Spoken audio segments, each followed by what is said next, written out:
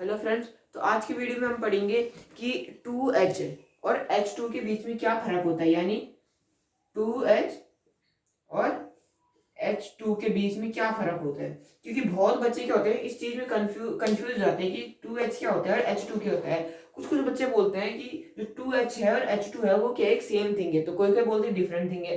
तो अब किसकी मानी जाए कि ये सेम थिंग है या डिफरेंट थिंग है, तो यही मैं आज की आपको इस वीडियो में बताऊंगा। ठीक है, तो जो सबसे पहला जो है ये है 2H। तो अगर आपके मैम ने अगर आपको सिखाया होगा तो अगर 2 हमेशा अगर पहले लगता है, देखो देखो इसमें जो खेल चल रहा है वो किस चीज का खेल चल रहा है। एक तो एटम का खेल चल रहा है और एक मॉलिक्यूल का खेल चल रहा है।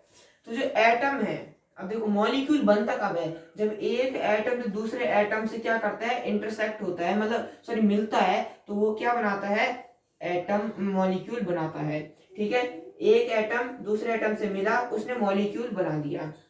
ठीक है, तो वैसे ही क्या होता है कि जब एक एटम, ये तो मैंने बता दिया, अब यहाँ पे क्या हो रहा है, तो मैं आपको बताता हूँ कि इन दोनों के बीच में डिफरेंस क्या होता है। क्योंकि अब देखो बहुत लोगों को कंफ्यूजन होगा कि ये क्या होता है, सेम थिंग होता है। तो मैं आपको बता देता हूँ कि ये दोनों जो चीजें हैं ये क्या होती हैं, सेफ बोल रहा हूँ, सॉरी, सेम, जो सेम नहीं होती है, ये डिफरेंट होता है 2H, और ये H2 क्या होता है, डिफरेंट होता है।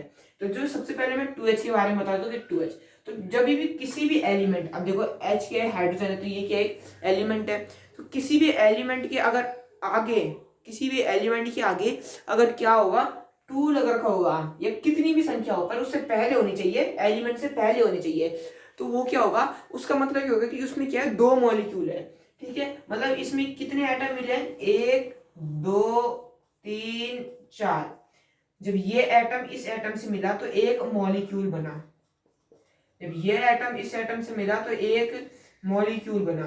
ठीक है, और तब ये 2 मॉलिक्यूल जो बने, हाइड्रोजन के जब 2 मॉलिक्यूल बने तो इन्होंने क्या बनाया, 2H बनाया।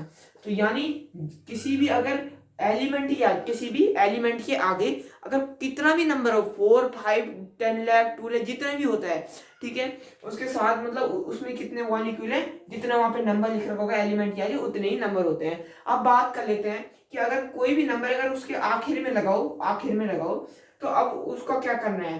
तो अगर किसी भी एलिमेंट के आखिर में अगर कोई नंबर लिखा हो तो उसका मतलब क्या होता है कि उसमें 2 एटम है। ठीक है, मतलब इसमें एक मॉलिक्यूल है पर 2 एटम है, यानी एक एटम और एक एटम मिल गए तो क्या बना दिया, मॉलिक्यूल।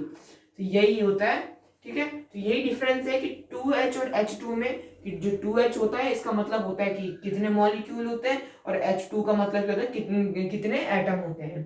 ठीक है, तो आई होप अगर आपको ये वीडियो पसंद आई होगी तो अब मिलते हैं आपको अगली वीडियो में।